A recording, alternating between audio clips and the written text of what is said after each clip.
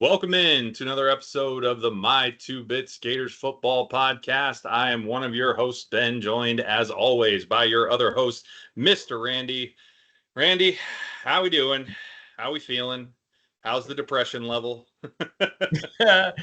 B, good evening. Depression level is all right. It's just one of those things where you look back and you go, the one that got away, the one that got away. Yeah. That's about it. I mean, the one, the two, the three. How many times did it get away, though? That's the problem. Good grief. Oh, Too many to man. count. I can't count that high. Talking about slipping through your fingers. Like, it was like having I don't know, a slippery popsicle without a way to grab it, without anything to grab onto. Man, good grief. Though, Creamsicle? Is that what it was? yeah, Creamsicle? something. Yeah. I don't know, man. That was just impossible. I don't even have the right analogy for that, but just slip sliding all over the place and anywhere but in the goal. So anyway, to that end, let's get started. Let's talk about it. Let's do some therapy and get through this session. I mean, there are definitely some really positive things to talk about from this game, which is what in some ways makes it better, but then in other ways makes it worse. So we'll break it all down. We'll go through it all, and I think overall it'll be good. And of course, as always, it'll be therapeutic. So we'll start things off as we always do with our intro. We'll talk through our mission, our vision, and our agenda. Our mission is always to provide factual analysis of all things Florida Gator football. Our vision is to have unfiltered conversation around the product on the field, as well as recruiting and overall coaching decisions. Our analysis will always be based on a review of film, and while we will express opinion, that opinion should always be based in some form of fact. We will also evaluate strategy and tactics and discuss our observation of player personnel decisions, as well as on-field execution. So for our agenda, as always, we'll start things off with our exciting plays section with "Oh my," and then we'll proceed on to our offensive review in the Chomp segment, then talk a little defense with Gator Bait, and then talk about our complaints for the game. I might have a couple of those this week with visor throw. Yeah. It's going to get a little dirty tonight. Then we'll talk a little recruiting with hatchlings, or lack of recruiting, as it might be. And we'll talk the culture segment with Pride of the Sunshine, see how things are going there. Talk a little officiating with Move Back You Suck.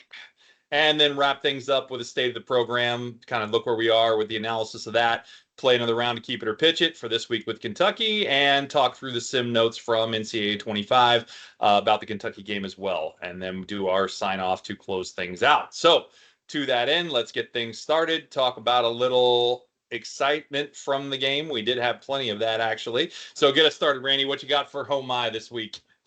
All right, B. So I'll do my best. I'm not going to sneak in 4, 5, 6, or 7 on you.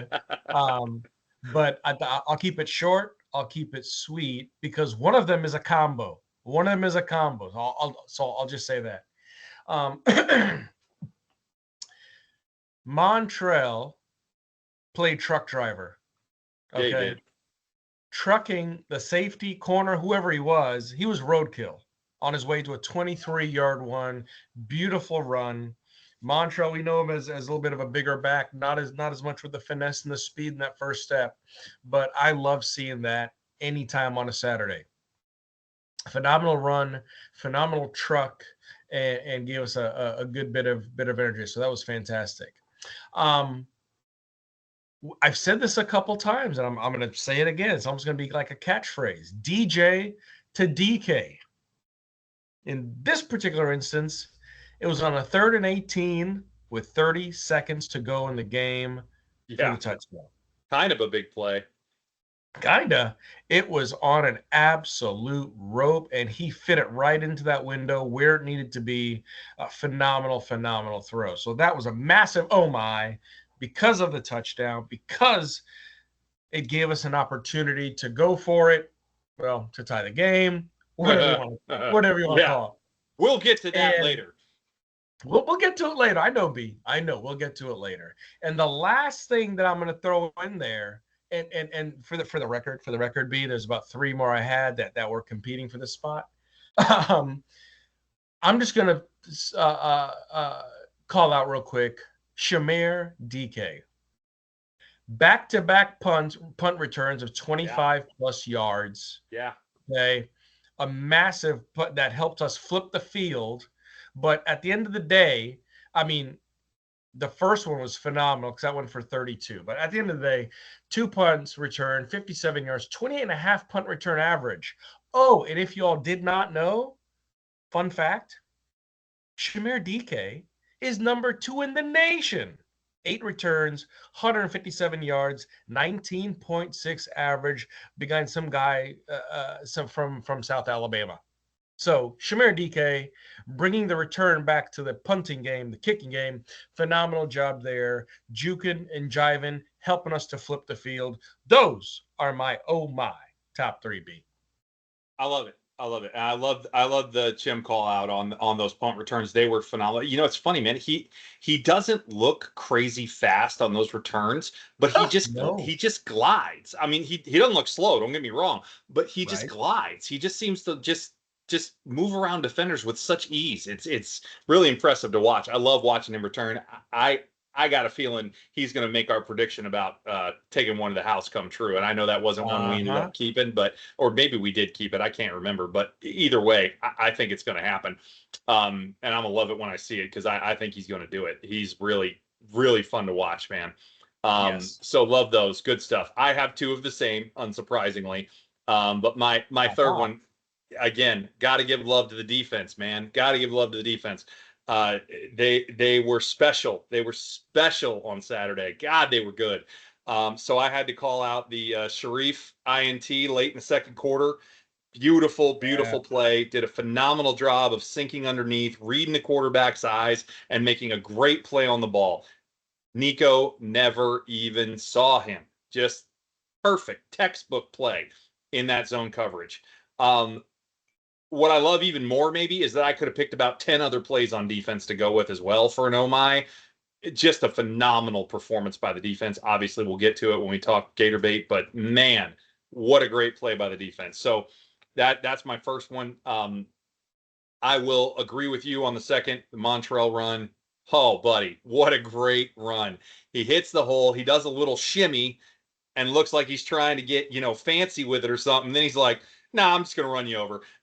And absolutely dump trucks the safety or the corner. I think it was a safety, but man, did he level that dude. I mean, guy never knew what hit him. He just kept right on going like he wasn't even there. Absolutely phenomenal. Great run. And then, of course, he goes and gets hurt. And not of any fault of his own. As they mentioned, it was borderline a hip drop tackle, which, of course, what took Joe Mixon out in the NFL, recently. And he just came back from. Hopefully Johnson is not out that long, but I'd be surprised if he comes back this week. Unfortunately, we will miss him. I'm really bummed to see him get hurt. I don't necessarily think he's been the perfect back for us with this O-line and the situation that it's been, but man, he was great on Saturday because they were getting some holes for him and he was plowing the field. Man, 85 yards in about 2.5 quarters? Jeez. Pretty much. That's pretty impressive stuff. So really, really solid. And then my last one, as you said, DJ to DK. I love it. I'm going to keep it going. Really, really good stuff. What a route by DK. Man, did he break the safety's ankles on that thing. Had him going the complete wrong direction. Phenomenal. And then DJ, pocket presence, steps up on the move, throws, as you said, a laser, but not too much of a laser that it didn't get over the outstretched arm of the linebacker. Right. And it's on time, on target. And then you factor in, to your point, 30 seconds left, crowds going nuts in Knoxville, in Neyland, crazy pressure, crazy amount of, stuff on that moment with the crowd noise. I mean, are you kidding me? Who is this kid? I mean, unbelievable. We know he's got talent, but this goes beyond talent in so many different ways. I mean, there's so many angles to look at this. It's just mind-blowing. The ceiling is just, I don't know where it is. It's certainly higher than the roof, though, for those that get that joke. Oh, wow. Just really, really, really amazing stuff that he put out there. Having thrown that pick when he first came in after Graham, to bounce back from that, to show all that poise, and we'll talk about more of that later. And while I am just sick for Graham, I mean, what a way to have that in. For those that don't know, he tore his ACL turning his leg sideways on the turf. I mean, Unreal. brutal. Never want to see that happen that way. Never want to see it really happen at all. But in the same breath, on the other side of that coin, and again, this has nothing to do with Grant, but I am excited to see Lagway get the ball for the rest of the season and what he can do with it. I am genuinely excited to see that. Nothing about the reason why. Couldn't be less excited for that, but really excited for what we get to see. So to that end, let's talk a little offense and about what we think maybe we can do better with Lagway in there, hopefully. Though I think it's still going to be an uphill battle, unfortunately, because of some things that are just not going to improve, as we can see. So first things first, let's talk numbers. Mertz and Lagway QB rating was only a 91.02. As you all know who listen, we use the NFL QB rating here. Anything above 100 is good. So 91.02 is not what we would call good. It's slightly below average. But the reason for that has to do with the fact that the yards per attempt was a little down. The completion percentage was a little down. DJ had some missed throws there because of the pressure he was under for quite a while there. And then we had, of course, the one interception. So that all those things I'll bring that down a little bit.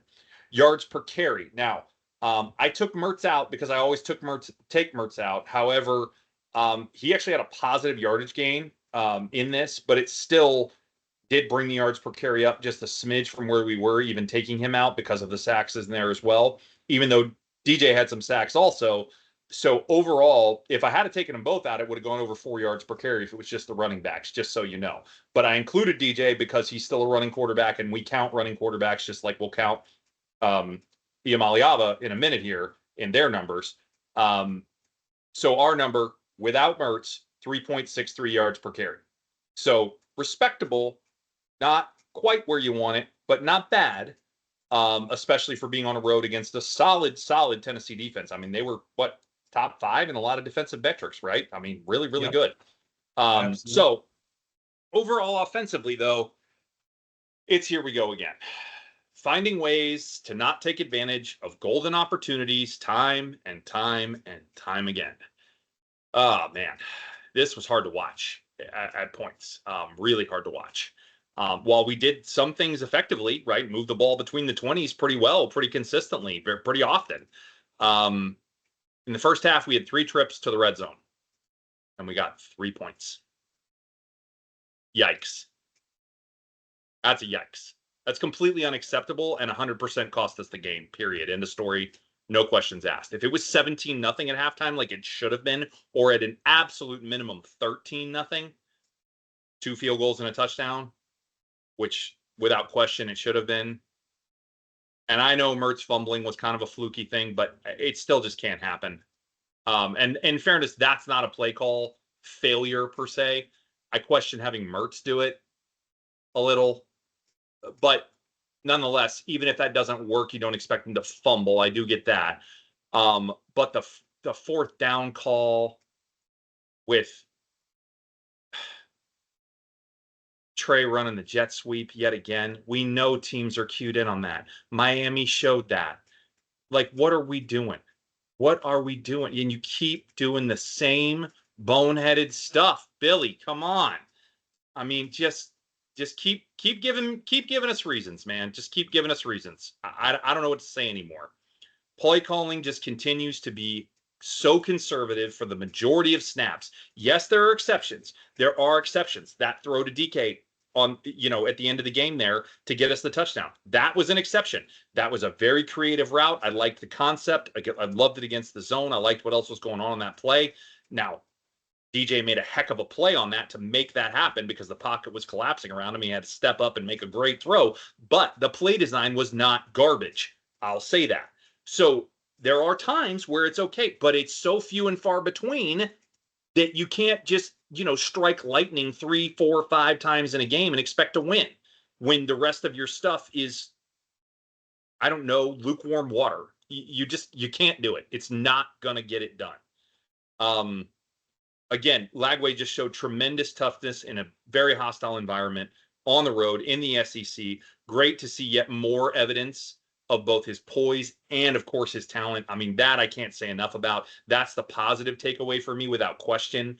Again, can't wait to see what he can do from here on out.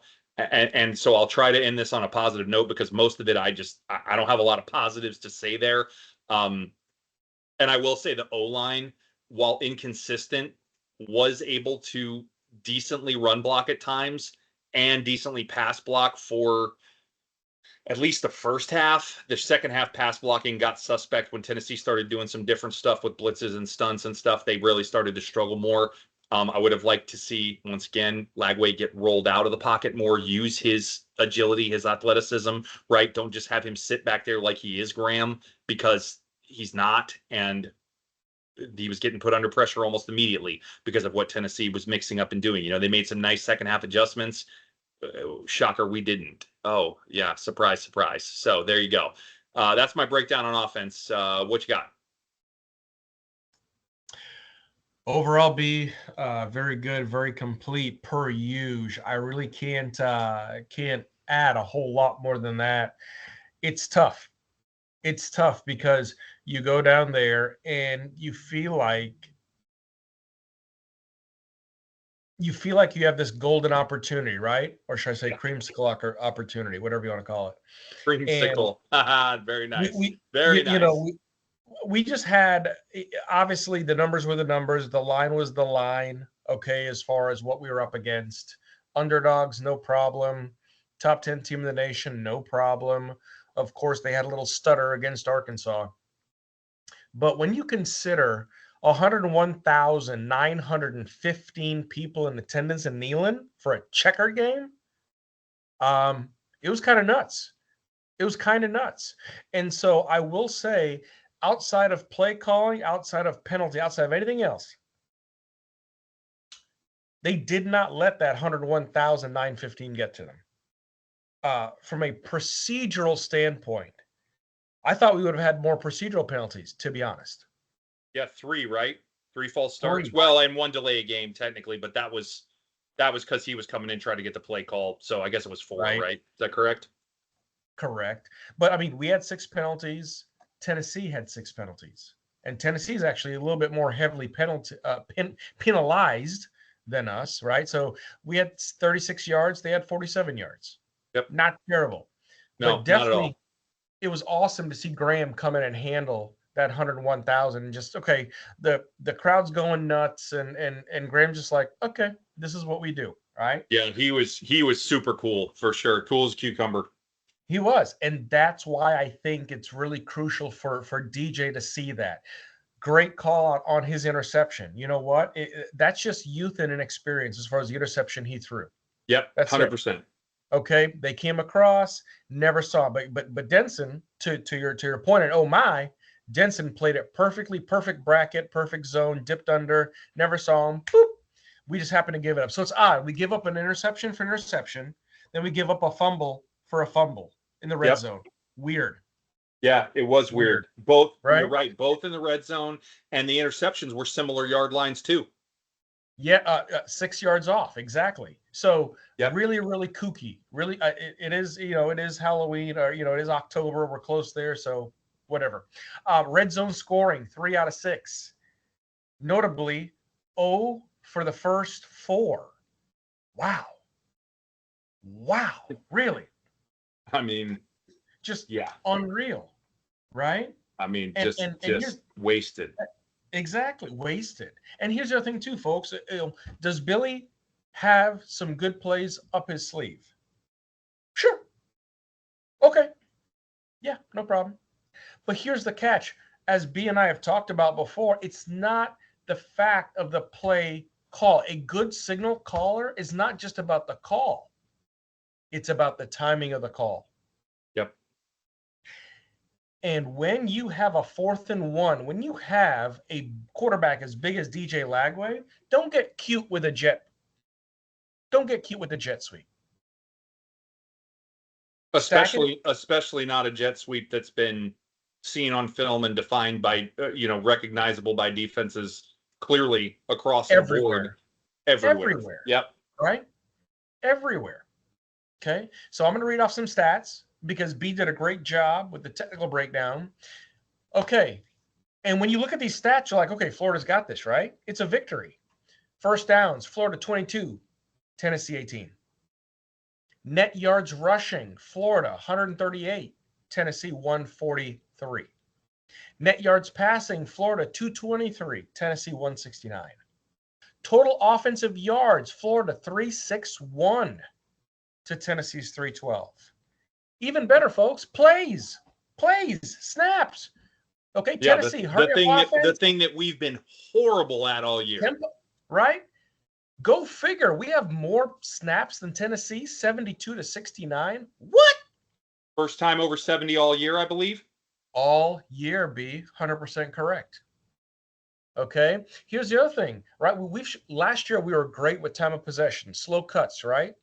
This year we've struggled with time of possession. Guess what? Time of possession. Florida 34-56 to Tennessee's 25-04. Crushed them. What? Right? First Which, quarter, it was pretty even. 7-7. Yep. Third quarter, pretty even. 7 and change. Second quarter, we held the ball for 10:33 when they had 4:27. What? In the fourth quarter, we held the ball 9:10. They had 5:50. Yep. Couldn't take advantage, B. We couldn't. Yep. Nope. Time and time Third again. down, again, third down conversions. We had 5 for 15. They had 4 for 15. Yep. And again, like we mentioned, 3 of 6 red zone scoring chances for the whole game. Tennessee was 3 of 3. So here's the thing. You look at those stats, you go, wow, Florida had a really good chance. Florida could have pulled this off. Yes, they could have. And that was the toughest thing to see happen, is the fact that we really had a legitimate shot. Because that defense, B, you said it, that defense came in there and played their tails off. It looked like a completely different defense than games 1 through 4. Completely. Yep. Dating back to last week now, everything since the bye, well, all 2 games of it, but the defenses look different. So, yeah. Speaking of defense, assuming that covers you for offense, let's move on to Gator Bait. Let's go. All right, get us started. Well, so here's the thing about defense, I'll say.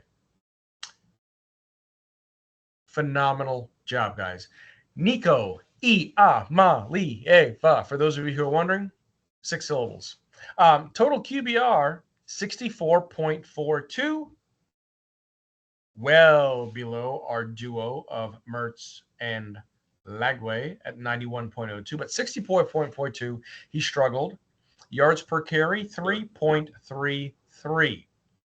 But at the end of the day, I get it. He's a freshman, red shirt, whatever you call it, big SEC start. We did say that last week as far as what's going to happen with his mental game, right? Is he going to be prepared for under the lights? Well, he sort of showed up. Sort of. Who really showed up was our defense. That put pressure on him all night. And I tell you what, Tennessee was averaging 44 points a game. 44 points a game. And we literally come in there and squeak them out to the point where they are shut out in the first half. Phenomenal job. Denson, great coverage for the interception. Perfect position right into the receiver. That was great. Pup with a big bite, big paw, big fumble recovery on Iamaleava. Phenomenal awareness for him to just get down, get on the ball, take it over. You know, B, one thing that surprised me about Pup, he's bigger than I think people realize. He's huge, man. Right? Big guy. Like, takes up a lot of space. Like 6'3" or something? That's why I thought it was 6'2", but he lists closer to 6'4". It's like 6'3 and a half, 6'4". Like, okay. Yeah. But he's just big wide-shouldered, big kid, you know? Yeah. So anyways, that was great. Tennessee did okay, here's the thing. I'm gonna go. I'll get to that in a second. Tennessee's third possession at the end of the first quarter, going into the second quarter. This would have been an oh my that I would have tried to sneak in there, but 3 sacks in a row. 3 sacks in a row. Yeah, that was phenomenal. It's a shame we finished with 3 sacks total, but those 3 in a row were feasting on that drive. Phenomenal. Held Tennessee to 143 rushing yards, 169 passing yards. 312 total yards. Yep. On a top 4 ranked offense in the nation coming Yep. in. Top Phenomenal. 4 in top 5 in total offense, I believe, and top 4 in rushing. Bingo. Tennessee didn't score until 4 minutes, 39 seconds left in the third quarter. Yep. I mean, I don't know what else to say.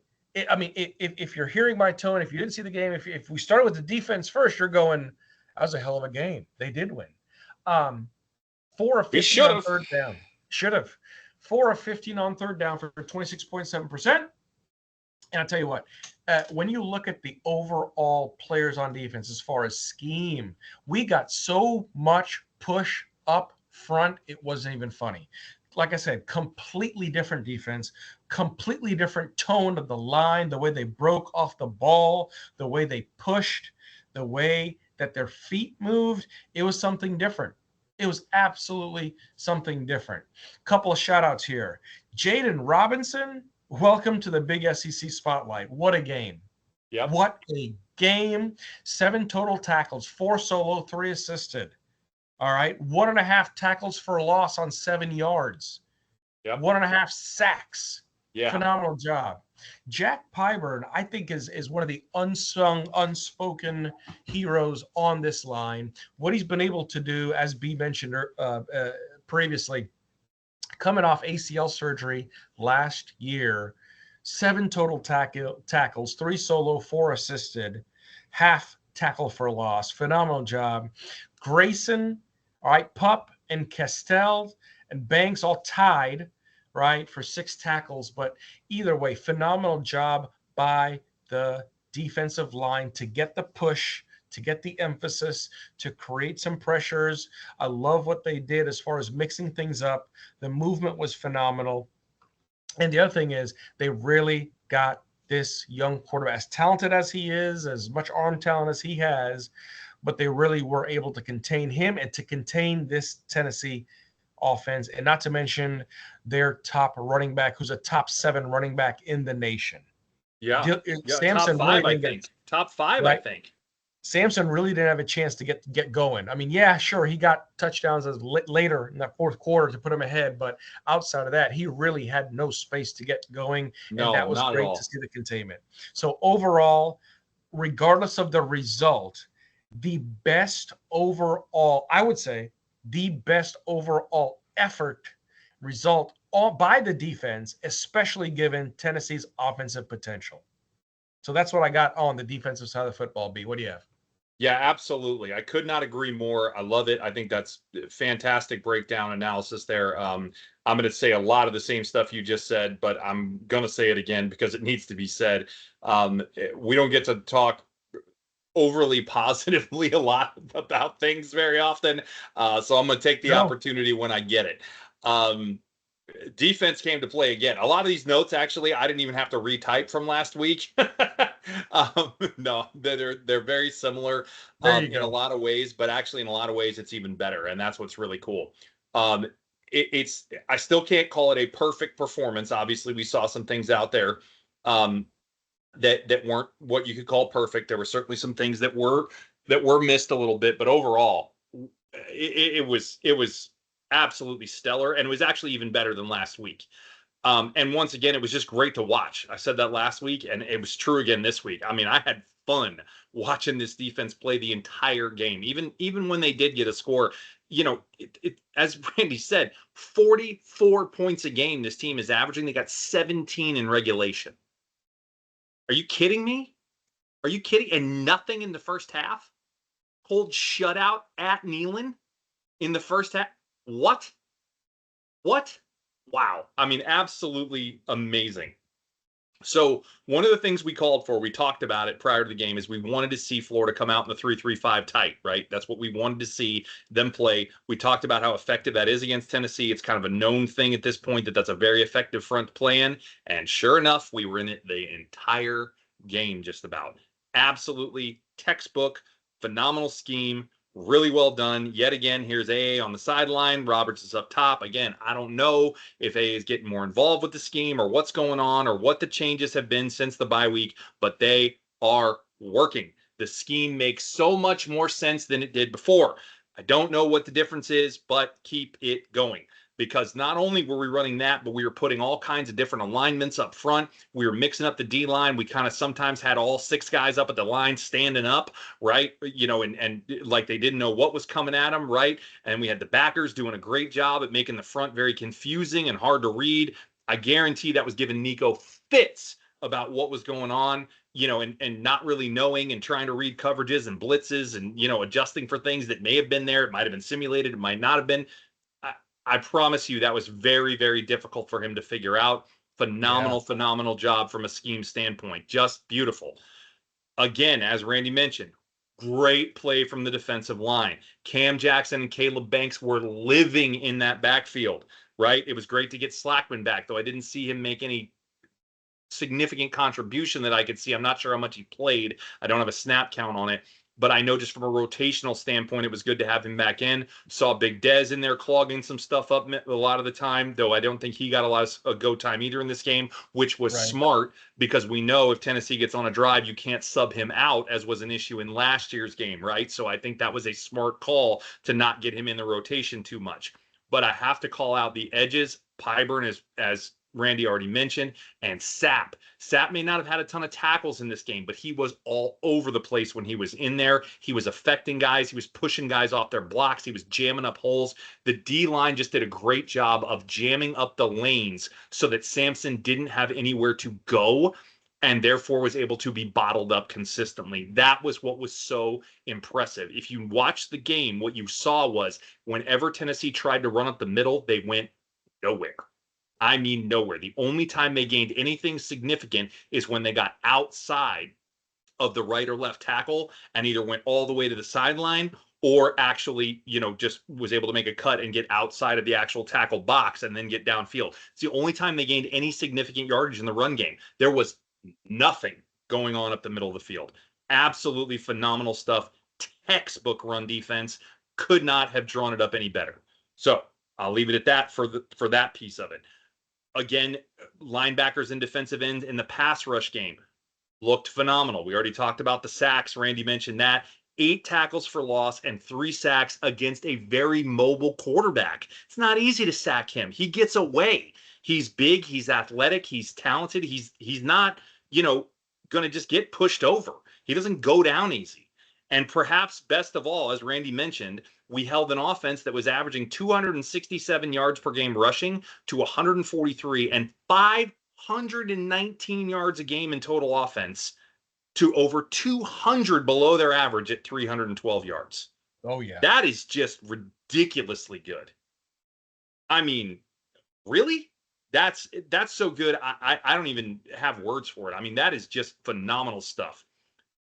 I'll also give the secondary credit. They were much better this week. I know we saw them get burned over the top a couple of times, but it wasn't because they blew coverages. It was because they were in coverage and then sometimes they just got run by. Maybe the route fooled them or whatever, but they weren't not covering the guy. There was coverage assigned, and there they just got beat. And that's different. I can live with you getting beat sometimes, especially against Tennessee. These are fast receivers. That's what Heupel likes to recruit, right? These guys, they're going to beat you sometimes. Fortunately, Nico missed those throws in pretty much every case, except for one that did get caught. But then there was phenomenal coverage by Devin Moore pushing the receiver out of bounds so that he couldn't actually, get credit for that catch. Great recovery by him.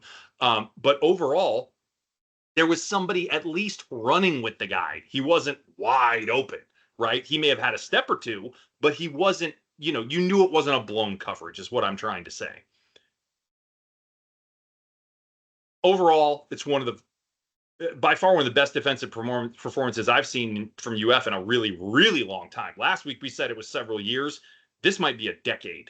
I mean, this was absolutely textbook. So many times I'm watching stuff happen, stopping the run on first, stopping the run on second, and then playing to perfection the pass on third down, 3 and out, gone. Over and over and over again. I mean, it was just so good. And even when we did get up some yardage on the first few plays, it didn't matter because then they clamped down and shut them down again. Time and time and time again, series after series, this defense stepped up and played just phenomenal football. I can't say enough about it. I'm over the moon for it. If they keep playing like this, I will continue to say we are a tough out for anybody, even with a completely anemic offense, which I hope we aren't. I hope DJ helps that. And it's not to say that Graham wasn't trying to. It's not anything against Graham. Anybody would be handcuffed by these play calls. It's not about that. it is not at all his fault. But I think DJ still adds another element that potentially is more dynamic and maybe gives us a little chance to be just a smidge better on that side of the ball. And with even just a smidge better on that's all it would have taken in this game. Just a smidge better on that side of the ball, right? Or being able to count to 11. But we'll get back to that later. Oh, okay. Boy. Yeah, there we go. Yet again. All right. To that end, let's talk visor throw. Yeah, here we go. All right. Hope everybody's ready. Take a little breath before this one. Okay. Goose Faba. Yeah, indeed. Goose Fraba. So we should have won this game going away. This shouldn't have even been close. We had multiple opportunities in the first half to get a touchdown, much less field goals, and gotten neither. As Randy mentioned, first 4 trips to the red zone, nothing. Our defense kept us in this game way, way longer than we should have been in this game. Again, we just talked about it, played phenomenal. Held this team to way under their average. Again, I already mentioned it, 44 points, allowed them 17 in regulation, only 23 overall. That's basically half, right, of what they are supposed to score, in theory anyway. And yet, we find a way to lose. How is it that we managed to do that exactly? Wow. That's all I have to say is wow. Convert once. Convert once and you win. That's it. Just once. Just one time. And normally people would say, yeah, but it doesn't work that way. In this game, I actually think it would have. To your point, I think most of the time that's probably true that, yeah, you get one touchdown or especially one field goal, that the dynamics of the game change and the offense plays differently on the other side and yada, yada, yada. That's true. Those are true statements when you say those things, right? That the other team is going to play differently and it doesn't necessarily mean you win the game. However, with the way our defense played in this game, I believe it would have just given them even more energy and they might have not even gotten 17 points. If you were watching how they were playing, I don't even know. They were out of their minds. And I am telling you, if we could have just been even moderately effective on offense as far as points go, I think we win this game easily. And it's just such a shame. So that's point 1. 2, as mentioned, special teams can't count yet again. I am floored that this happened. Absolutely floored. I thought we had this buttoned up. Joe, I'm disappointed. Joe Houston is who I'm talking to. I thought we were good there. How does this happen? How does this happen yet again? As I mentioned in the offseason, there is zero forgiveness for this. This is absolute garbage. It's unacceptable. Somebody needs to be fired now. The answer, who we already know, is Billy, but let's fire somebody else while we're at it. This cannot happen. Period. Unacceptable. What do we get the mat for? We all know about the mat that has the 11 spots on it for people to stand on to run on the field. What happened? Did that not make the trip to Neyland? What the heck's going on? Unreal. Just mind-blowing when I heard we had 12 guys on the field for that play. I almost threw things through the wall. Okay. Not going for 2 to win the game when you've blown countless opportunities to score. But yeah, sure. I'm sure you'll do fine in overtime, Billy. Great call. And because they called a timeout when you ran your swinging gate formation, oh, well, then I don't have any other plays I can run. It's probably true, actually. Probably doesn't have any other plays he can run because he only got about 14 in the playbook. So, that was 15, and then he was out. So page 16 is blank. So I guess he just didn't have anything else there. That's probably what it was. I guess that does make sense after all now that I think about it. What happened to scared money don't make money? Where'd that go? Because all I ever see with this guy is scared money. I guess he doesn't like making money. I feel like we pay him enough. But maybe not. I don't know. Because sure seems like scared money is all he knows. I know there's been a lot of talk on the internet on that, but Randy and I both texted when that play happened that night that is the definition of scared money. How do you not go for the win on the road after you've blown countless chances in the red zone already in this game. And for those who don't know, in college overtime, you start on the 25, effectively in the red zone. So, okay, magically now we're just going to get it right. Oh yeah, I'm sure that's what'll happen. Okay, yeah, let's count on that. Unbelievable.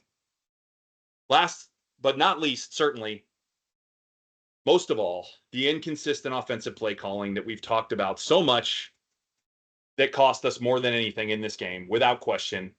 More than any of those other things I just mentioned, time and time again, as I've already said, it just continues to show why Billy is not the solution and has to go. The sooner, the better. As I've already stated, I'm not going to stop saying it. I'm going to keep calling for it. And it's really important that I make this clear because it's brought to my attention that maybe I hadn't prior. Even if we go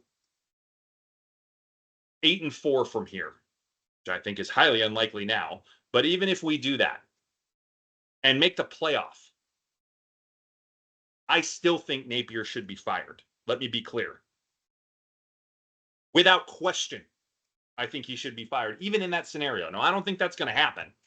But even if it does, I, without question, unequivocally think Napier should be fired because of what he put on film yet again for the umpteenth time in this game, as yet just another example for what he put on film last week in the second half against UCF, for what he's shown the propensity to allow and do, and shown with the team against games like Texas A&M and Miami and the defense in Mississippi State, and I can go on and on and on and on. It is simply not good enough for us to win a championship. I said at the beginning of this season, before this season started, that I still saw a path to a national title with Billy Napier.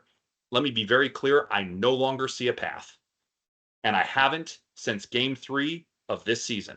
And that is why I'm calling for him to be gone. And the sooner we do it, the better we are, because we're that much closer to finding our replacement. Period. That's all I got. Where you at with visor throw, bud? That's pretty dirty. Yeah. That's a lot of throws. 1 or 2. But guess what? All valid. All valid. Let me start with my first. You have second possession. Poor blocking on the 3rd and 1, which set up Smack, right, for that field goal. But it was longer than it should have been. But that 3rd and 1 with the poor blocking and the push up front, or the lack of push we had, that should have been a first down. Mm-hmm. Should have been. But here's the other more crucial thing about that possession. If you don't remember, field position mattered because when we started that drive, we were at our own 49. Yeah.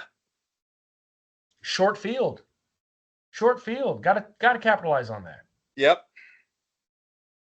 The one bad thing I'll say about Mertz, fumble on the 1-yard line. That was what it was. But here's how ironic this is. Mertz fumbles on the 1, but yet when you have DJ Lagway in the game, and again, different situation, 1-yard line versus 4th downs, DJ Lagway is in the game. 4th and 1, though, so 1 yard to gain. So similar in that regard. Right. He's in the game with both 4th down possessions. And one, we do a cute jet sweep. And the other, a slant. Both to Trey. We'll talk about the slant later. But But at the end of the day, 4th and short, we go to a jet sweep and a slant. Interesting. Very interesting. So that is what it is. Leaving 14 to 17 points in the first. B, how many points did you think we left in the first half, given either a touchdown or a field goal? Did you say 14? Minimum we left 10 on the absolute minimum. We left 10 on the field. But I say we left 14. Minimum 10. Okay, I'll take that. Absolutely. Cannot leave points on the field, period. I feel like this offense has done it time and time again. Yeah. Giving up a 10-0 lead or 10-point lead period at Neyland. Giving up 10 points in 1 minute 30 seconds in the third quarter to get Tennessee right back up, right back momentum. Unreal. UF's fifth possession. Take a step back. UF's fifth possession started from their own 11-yard line. Okay. And this was obviously end of the second quarter. Started from the 11. We had some long drives in this game, which was good to see. We made it within field goal range. But seriously, like you said, B, 12 men on the field. Like, is this Groundhog Day? Like, what? Huh? Yeah. And not to mention, because we burned a timeout earlier, Yep. right? Guess what? We couldn't call a timeout. We couldn't stop the clock because of the penalty. We had a 10-second runoff. Yeah. So into halftime we go. Do we go in with the lead? Sure. Should the lead have been more? Yes. Absolutely. Did that kind of one thing I was worried about was that bumbling, stumbling, fumbling, was that going to cause some momentum on Tennessee's side? Right? Definitely worried about that. So be that as it may. Tennessee made adjustments coming out of half. Why can we not seem to adjust? Why can't we seem to make a tweak? Why can't we seem to say, hey, you know what? But I will give him credit for one thing. And you know what that is, B? Because we messaged about it. It was supposed to be Graham's possession coming out of halftime. Yes. Did you give it to DJ? He did. Yep. He gave it He to did do Lagway. that. I'll take it. Yep. But at the same time, I definitely do not like the series of plays that Lagway had to start the third quarter. Agreed. Just backed him up. Okay. Terrible. Terrible. Florida was 12-3 leading at the half under Napier before this game. Odd fact. Tennessee was 1-12 trailing at the half under Heupel. What? Okay. We talked about the jet sweep. Talked about the jet sweep on 4th and 1. Talked about the jet sweep. I'll just say it again. The damn jet sweep on 4th and 1 when DJ is your quarterback. Going for 2. We got a little bit of momentum. We got a little shocker. Shock and awe. The shock was the touchdown pass. The awe would have been a 2-point conversion. How in the world do you think you're just going to tie the game up, go into overtime, and all of a sudden have a resurgence of offense to all of a sudden, hey, it's going to happen now? Because between the last time we scored and that touchdown to tie up the game, we kind of had 5 possessions where it kind of didn't go well. Okay? So I'll just say it like that. Yeah. We completely agree. Scared money. That money's scared, all right. I mean, there's no other way to put it, right? If that's the moniker that you came in with, what is going on, B? What's going on? You've been good with leadership. You've been good with culture. Your players like playing for you. Your staff is on point. This is on point. There's a whole bunch of things organizationally and culturally. But between the white lines on the offensive side of the football, we got a bit of an issue. It's so damn scared. Not even funny. Yep. The last thing I'll say is, and this is along with the last thing I'll say is, should Tennessee have lost, which it should have, it dropped their chances of making the playoffs to 14%. But now they're up to 84% going in. No, 52. 52. Oh, is it 52? Yeah, 52 is what they bound. They only went up a little. Beating us only helped them marginally. It was losing to us that would have creamed them. Okay. So maybe I said I read that wrong. I apologize, because that was all good. Like, holy smokes. Because I much rather prefer 14. Okay. Yep. Just saying. But anyways. Yep. No, but still, yeah, they were at 46 Point or taken. 44 or something like that after losing to Arkansas, something in that neighborhood. I don't remember exactly. It was some of the neighborhood, and they only went up to 52 by beating us, but they would have gone, as you mentioned, to 14% if they lost. That was correct. So yeah, it's brutal. It's just brutal. And there's just no reason we didn't win. I mean, other than we, the reasons that we've already given. So there you go. There's no reason we should have not won. How about that? There are reasons we didn't win, but there you go. All right. Bingo. So moving on, let's talk recruiting. Any notes there from you? Obviously, I know a big one, but other than that, or go ahead with that if you've got it. No, you say outside of the big, and I've got nothing else. Okay, yeah. So obviously, yet another flip this past week.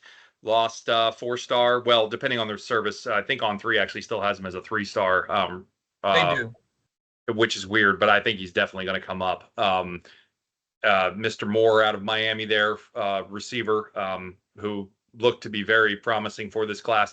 Now, we obviously do have 2 other strong commits in Montgomery and, of course, Pernell Brown, the third for the receiver class. So it's still a strong receiving class. So this doesn't kill it, but it was a really strong receiving class before this. And he has flipped to Miami. We said last week that there could be more after the one we already saw, and here is yet another. I don't see this stopping. I'm worried this could be one of the worst recruiting classes we've seen in a really long time. I'm going to put it out there right now. I'm very concerned. And frankly, the longer we wait to part ways with Billy, the worse this potentially gets, because the longer you wait to fire your coach, the longer you have to wait to hire your new coach, and the harder it gets to get kids signed on early signing day, which is like 15 days after the season ends, if that. So tell me, if you wait until after Florida State to fire Napier, because all indications point to the fact that that is what is likely going to happen. That's what we're hearing. That's what we're seeing, because yet again, we didn't fire him today. Makes no sense. All indications are you fire him after the season's over, then you give your new guy, what, a week like he had? How'd his class work out? He did pretty well with it, considering. I'll give him that. We were ranked in the 70s, and he brought it up to like the low 20s, which is pretty good for a week. But that's what he had. Or I guess it was 2 weeks. Sorry. He had like 2 weeks. And remember, we fired Mullen in season. So, little different. If you only have a week to hire somebody, one, what's that hire going to be like if you hire him that fast? And if you don't, is your interim coach doing your signing class for you? How's that going to go? None of this looks good. None of this looks good. I don't like it. I don't like it at all. I don't care if Lane's posting pictures of Gators in the swamp or not. I don't like it. I don't like it. And for the record, I'm not high on Lane. Put that out there now. We'll have that conversation another time, but I'm not high on Lane. He's also not releasing his injury report, but whatever. He's going to comply with, guidelines. Oh, he's not complying with the guidelines? Oh, yeah. There was a little snippet about that. Oh, interesting. Interesting. Yeah, there you go again. Just yet more things that don't sit well with me with Lane. But anyway, we'll move along. All right.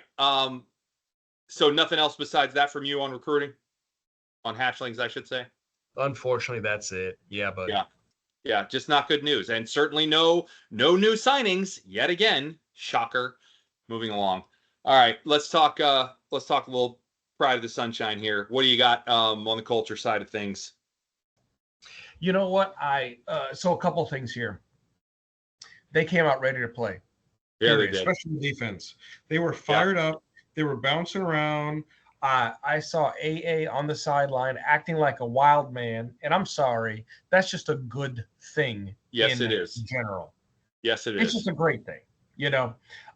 I hated seeing Mertz on the sideline coming out of the locker room in street clothes in the boot, but it was amazing to see all the players coming over, dabbing him up, hugging him, loving on him.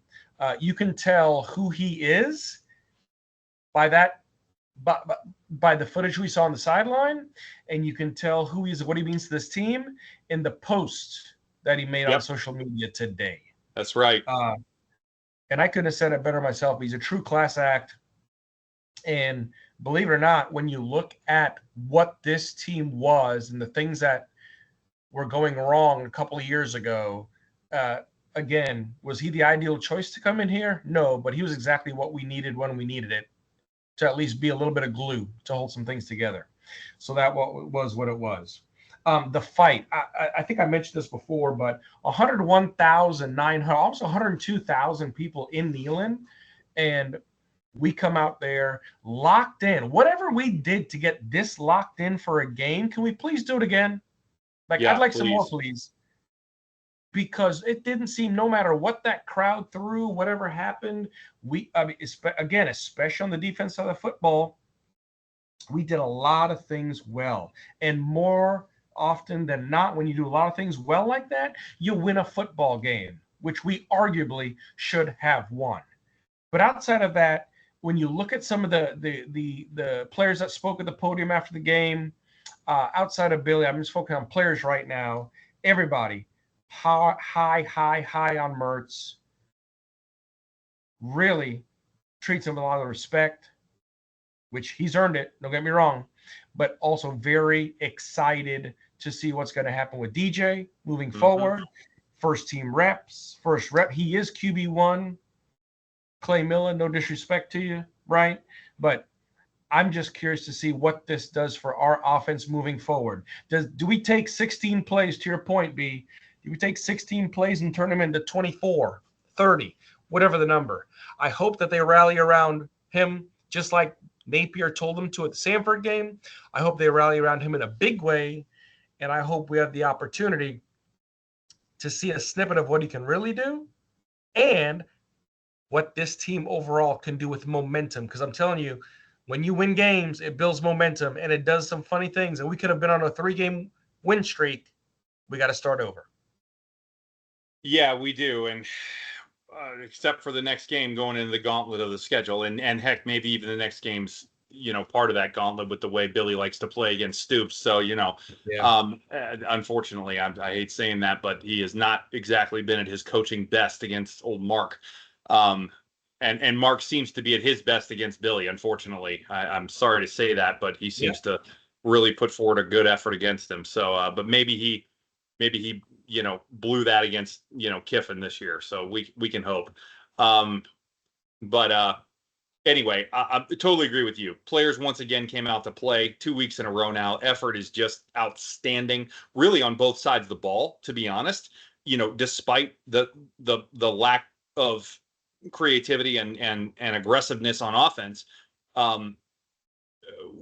they still executed and played with energy and effort on that side of the ball. And obviously defensively, oh my goodness, even when we went down 7, right? Even when we lost the lead and went down 7 in Knoxville, as you mentioned, with that crowd then going into an absolute frenzy, we lose our starting QB, we lose our starting running back, and they all just keep fighting. And we come back, we don't give up any more points, we tie the game up in the final seconds. We don't let them get anything on that last drive, by the way, where they had a chance to. We don't allow that. Great call. Which is phenomenal too.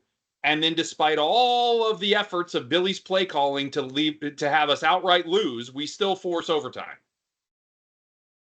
So that's effort, that's dedication, and that is heart. And I love it.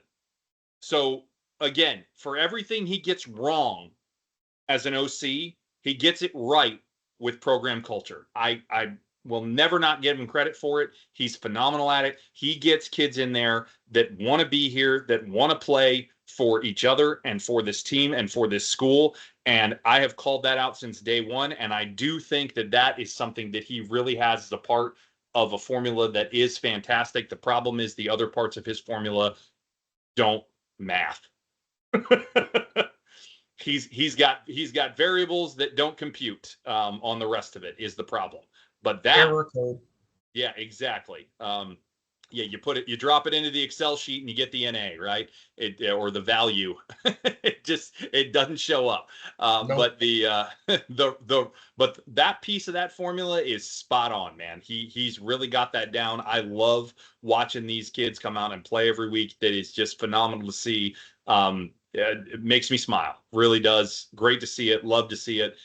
It's just such a good group. It's just really, really great stuff. So hope we continue to see that. Hope they can keep their spirit and their hearts in this going forward, because we're going to need them to, especially as we continue going forward through this gauntlet that's upcoming.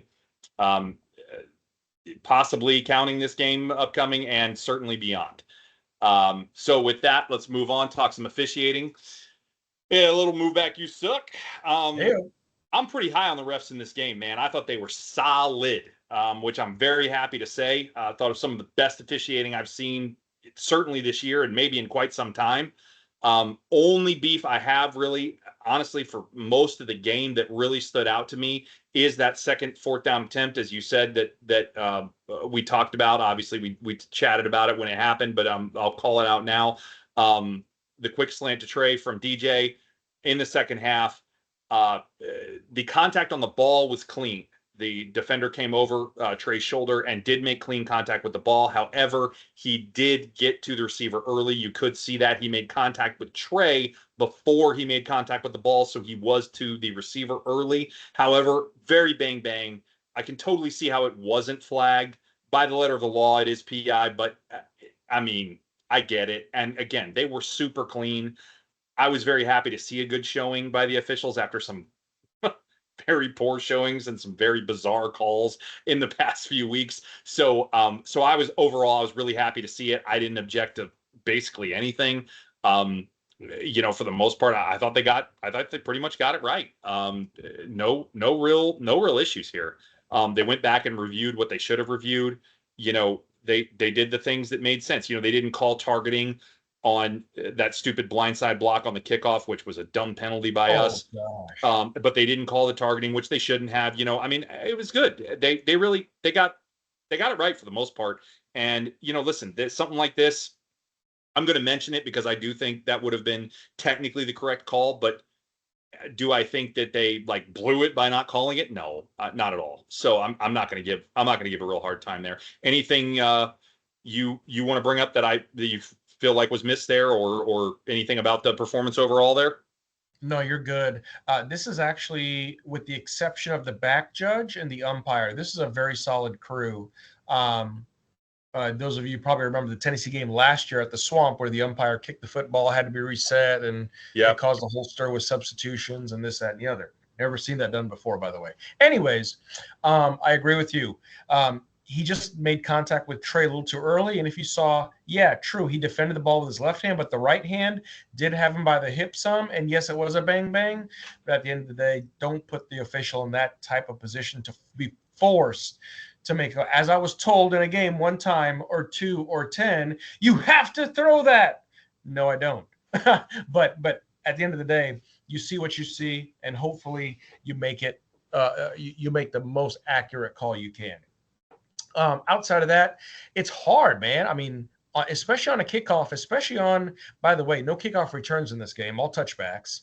Especially on a touchback, you're seeing a blindside block, which wasn't a complete blindside. I get it. They're trying to protect players, keep them safe, this, that, and the other. I'm sorry, you play football. I know back in the days they would say football is a contact sport.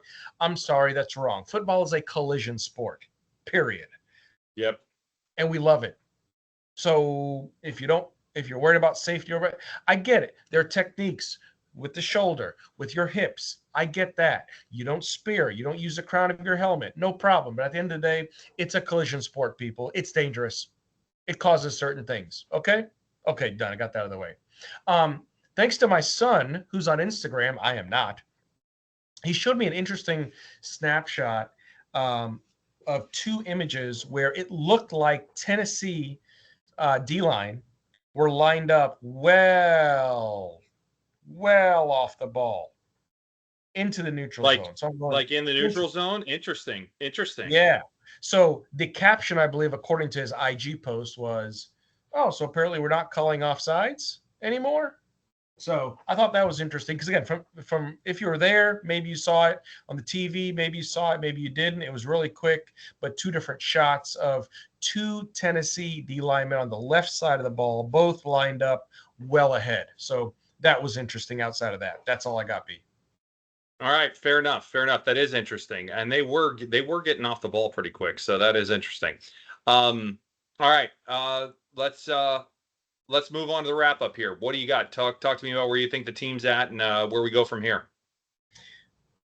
Winning creates momentum, creates good vibes, good feelings, this, that, and the other. Tough game to lose it this way. Tough game to lose your starting running back and your starting quarterback. Okay. Yeah. Trell's not lost, but he's probably going to be out for a few games, couple games, Yeah. depending on how severe the leg injury is, right? Graham's gone. Yep. We know that. Yep. Outside of that, and I think I mentioned this to you earlier, if this is how the defense is, because Billy talks about all the time, what kind of football? Complementary. Complementary. Yep. Okay. So the defense is now going to show up. Okay. Did it take 4 weeks for us to put mics on the defensive players to figure out who was missing an assignment, who's being vocal, who's not being vocal, who's whiffing? Put mics on the offense as well. I don't know. Put mics on everybody, whatever it took. Because I'm telling you, this defense has looked so different the past 2 games. And it has given us more than enough opportunities to win. To your point, B. So we're 3-3. We are 3-3. Let's just take the next 3 snippets at a time, next 3 games at a time, 3-3, right? The next 3 games, 7, 8, 9. UK, at the Swamp, UGA, Jacksonville, and at Texas. We need this defense to do what they've been doing to continue that trend, to have a shot. And we need DJ. We need the team to get around DJ. That offensive line, he needs to do whatever Tom Brady did with his offensive line. I'm not saying he's got to buy him tractors, take him out to dinner every night on the Amex Black. All I'm saying is find a way to rally around him, protect him, and give him the things that he needs to succeed as a young quarterback still processing. Really curious to see how the next few games pan out. Let's start with a win here coming up this weekend in the Swamp against the Wildcats. Let's set them down. Yeah.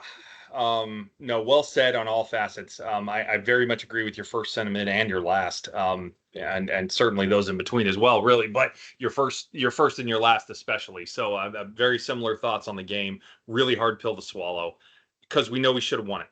We know we should have won it. However, I will say we competed with a team that we were expected by all the experts, quote unquote, love that term, to get smoked by, right? Vegas and everybody else. I don't know if you saw game day, literally the entire panel picked Tennessee to win. Everybody. Yeah, they were right, but barely, and they shouldn't have been, right? So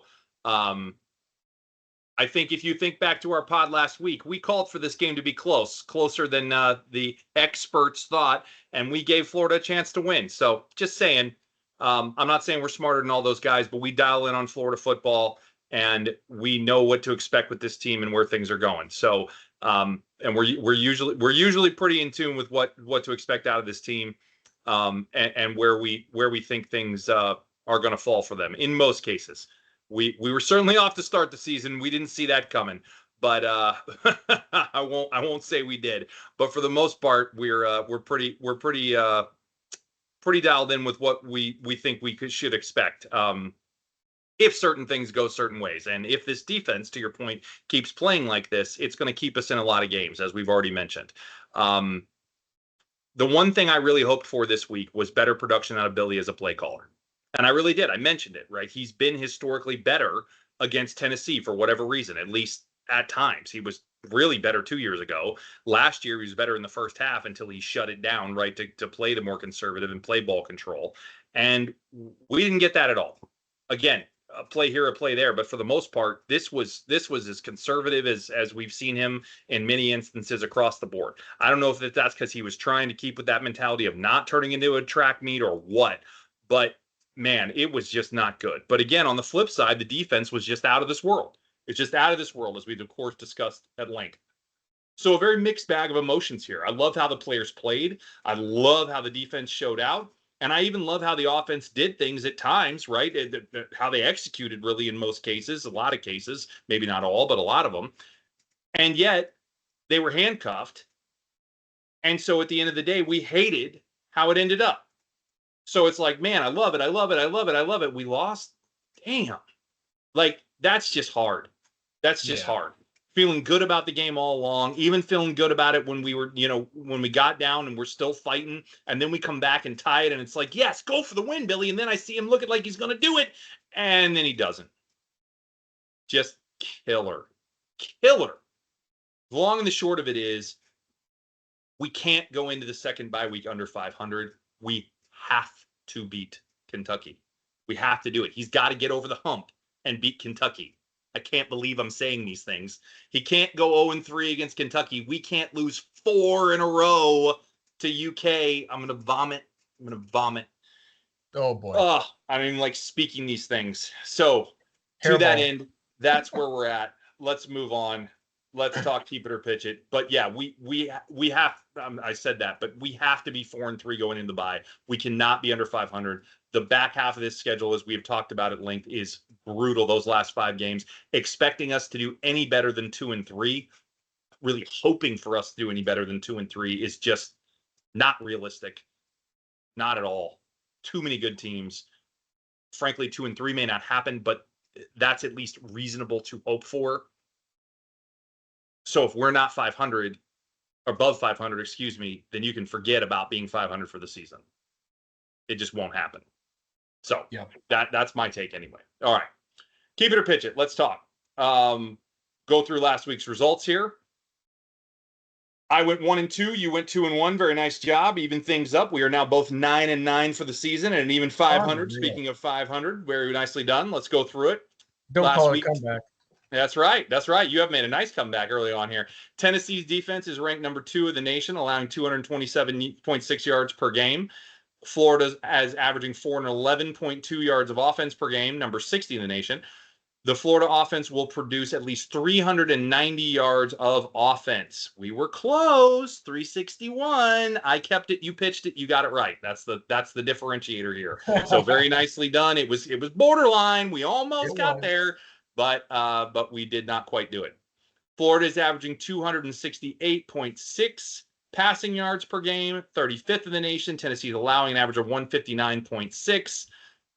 Mertz and Lagwell will throw for 275. Again, close, not quite as close. We did 223. We both kept it. We were both wrong. This was your only miss, my second miss. And then, last but not least, Tennessee's rushing offense averaging 267.2 yards per game, number 5 in the nation. Florida's defense is allowing 172.6. Yeah, we're averaging less than that now. Number 101 in the nation, which is crazy that it's that high. Florida's defense will hold Tennessee under 200 yards rushing. Yeah, we did that, 143. So we both kept it. We were both right. Very good stuff. Again, we were both kind of thinking that Florida had a shot to, if not win, keep it close. And based on those projections, we were almost there. So real close. All right, so let's do some keep it or pitch it for Kentucky. Ew. So number 1, Kentucky has completed 30 of 73 third downs this year. That's a 41.1% conversion rate for number 65 in the country. Gators defense will hold Kentucky to under 40% third down conversions. Keep it or pitch it. As much as I want to keep it, I will pitch. Oh, wow. Really? As good as this defense been playing. Well, we're going to disagree. We're going to disagree there, sir. I'm keeping that one. I'm keeping that one. We will hold them under 40. I don't know if it'll be under 35, but we're going to hold them under 40 for sure. I feel pretty confident in that one. All right. Very good. All right. So we differ early already. All right. Kentucky is averaging 153.3 rushing yards per game, number 75 in the country. The Gators are allowing 167.7, so that's down another 5 yards per game after last week. Which is now number 96 in the country, moving on down there. The Gators defense will hold Kentucky to under 135 yards rushing. It's a pretty low number. Kentucky likes to run the ball. Keep it or pitch it. After what we did to UCF and what we did to Tennessee, I'm going to keep that number. I'm pitching it. Again, it's razor thin. It's really close, but Kentucky is a good rushing team. Again, they're averaging 153.3, and they've also played some pretty good defenses throughout that time. They've got some decent teams that have been on their schedule already. I'm pitching it. It's razor thin, though. I think it's very similar to what we gave up here, something in the 140s, below their average, but just above 135. So it's right on the cusp, but I'm going to pitch it barely. Very close here. All right, Kentucky is allowing 251.5 yards per game, number 4 defense in the country. Does this sound familiar? Something similar to what we were at last week. What was Tennessee ranked here? Number 5? Oh no, they were number 2. They were number 2 in the nation. Okay, all right. The Gators are averaging 402.8 yards of offense per game, and we said 390 last week. We're going to say 380 this week. We'll produce 380 yards.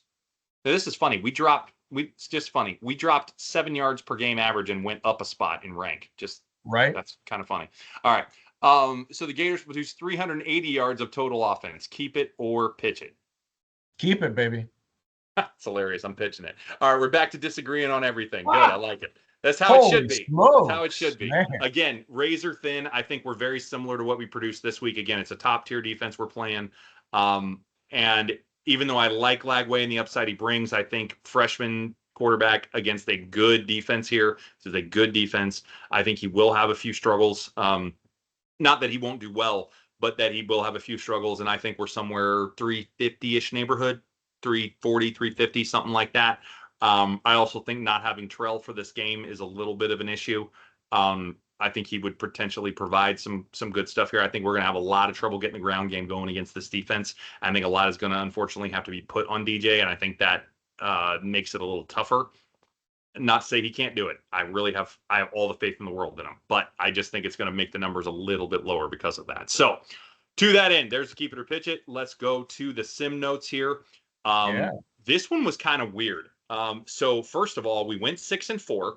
So very back and forth, which aligns with what Vegas has this game at, right? They almost have it as a pick 'em. They got us favored at -1 right now. But here's what's interesting. So I actually had to look really hard. Randy and I were talking about the results of this beforehand. What was interesting was, first of all, our margin of victory in the wins was almost 20 points per game, 19.8. But our margin of loss, their margin of victory in our losses was 7.5. So the wins were much bigger than the losses as far as things went there. However, 3 of the 10 games, 3 out of 10 sims went to overtime. That's wild.